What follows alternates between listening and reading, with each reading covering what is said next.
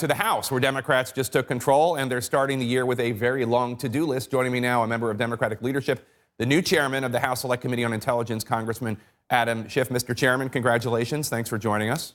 Thank you, Jake. Happy New Year. So you just heard me talk with Acting Chief of Staff Mick Mulvaney, and one of the things that Mulvaney and I were talking about was the deliberations about the president potentially invoking emergency powers to fund the border wall. What do you make of that? What do you think? I make of that really threatening talk from the president that he doesn't have the power to execute. Look, if Harry Truman couldn't nationalize the steel industry during wartime, this president doesn't have the power to declare an emergency and build a multi-billion-dollar wall on the border. So that's a non-starter. And I think that what the president needs to do more than anything else, he's painted himself into a corner on this thing, is figure out how he unpaints himself from that corner. We need to reopen the government. We need to put people back to work.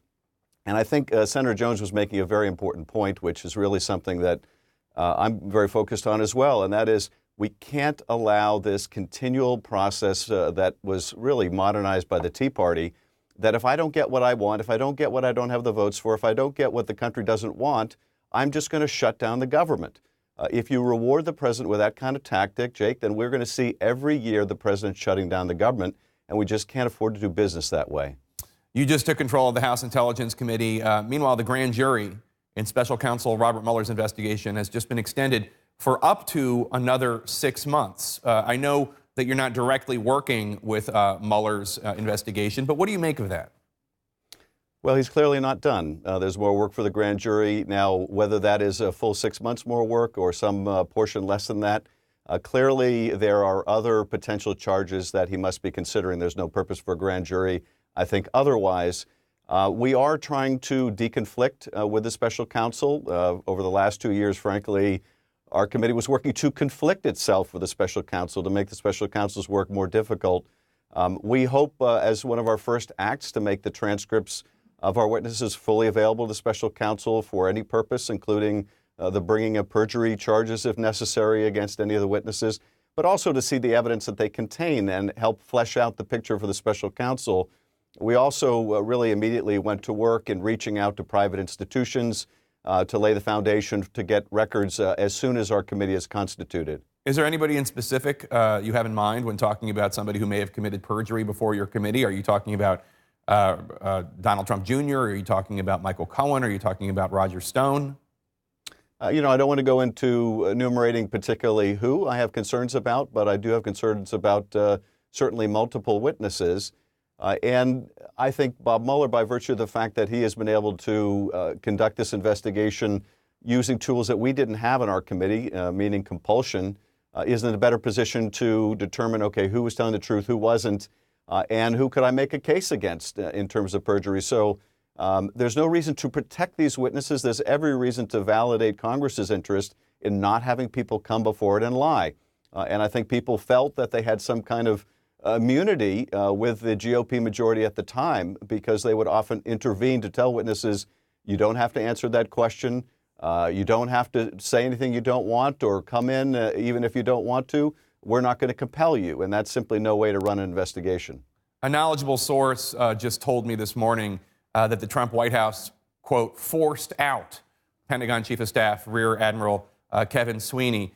Here's what Samantha Power, the former ambassador to the United Nations under President Obama, tweeted last night about Admiral Sweeney's departure.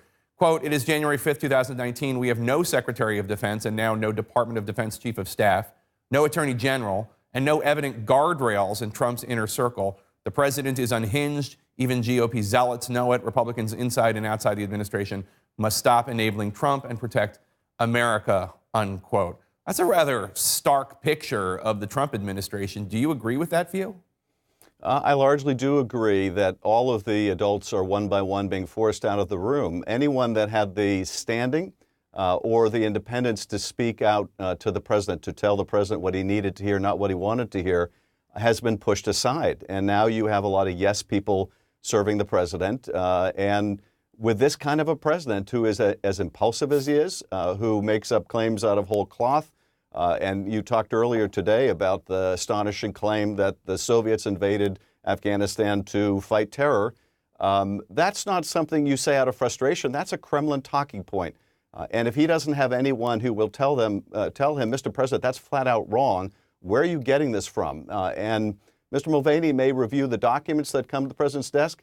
He doesn't get to review every phone call the president makes and who's whispering in the president's ear. Someone is giving him these ideas about Montenegro and about, what the Soviets invaded Afghanistan for, what's being presented in the Duma right now is the Russian point of view. So it is deeply concerning. Republicans in Congress do need to speak out. History is going to hold them accountable, and now is the time. I want to ask you about a comment from your fellow Democratic Congresswoman Rashida Tlaib this week. The Democrats need to, quote, impeach the mother effer, referring to President Trump. Forgetting the language for a second, her comments underscore the desire of Democrats to impeach President Trump. 80% of Democratic voters want the president to be impeached. How much pressure do you feel to take action against President Trump, even if you personally aren't there yet in terms of any evidence? Well, first of all, Jake, I'm in a unique position to say this, considering the president made my last name a profanity. This president is not in a position to talk about the use of language. Nobody has done more to debase the political sphere, the public square, than Donald Trump. But in terms of the merits of impeachment, we need to see what Bob Mueller has to say. And I really think it's premature for Democrats to be talking about what the remedy ought to be before we know the full body of evidence. And that's what I've urged our colleagues to do all along. It's what I'm going to continue to urge them. And I think that's where, frankly, my constituents are. That's what I hear from them. They understand that, yes, it's, theoretically possible you could line up the votes in the House. But what's the point if you don't know the full case and you can't make the case to the Senate? And in particular, it has to be a bipartisan process. If the Republican senators, some of them, are not on board, then all you have is a failed impeachment. And I don't see how that benefits the country. I understand you've made a decision about what the first public hearing will be in the House Intelligence Committee. I have. And this is, I think, the big picture that often got lost in the day-to-day following of what was happening in the Russia investigation with this witness or that. And that is, we have a rise of authoritarianism around the world, a real rise of autocracy. Most of us lived lives, all of us lived lives in this generation in which our freedoms were ever increasing. Nations around the world were living in more democratic societies with more free speech and more right to assemble. And we thought that was somehow inexorable, and now we find it isn't. We're at an inflection point, and there is a real challenge to the very idea of democracy. We don't have a president who's willing to stand up to these autocrats. This is a real danger, a present danger for the United States, this rise of authoritarianism, and we need to better understand it, and we need to figure out a better strategy to counter it. All right. Chairman Schiff, thank you so much for joining us today. We appreciate it. Thank you, Jake.